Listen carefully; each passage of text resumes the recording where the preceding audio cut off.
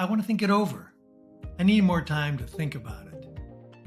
So what happens with most customers is they have a reason. They have a reason why they're not ready to buy. Your job, like any sales situation or any objection that's being handed to you, is to get to the root cause of it. So here's a couple of things that you can do when you hear this objection. Just repeat it back to them or make a guess, because then they'll respond. So say, for instance, they say, this sounds great, Louis, but I want to think it over.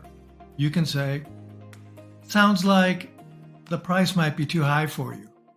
Now this will do one of two things. If it is the price, they'll go, yeah, it is kind of high. It's more than I was expecting. Or they may say, no, that's not it. I'm just not really sure. If they say, I'm not sure, that's fine. Just agree with them.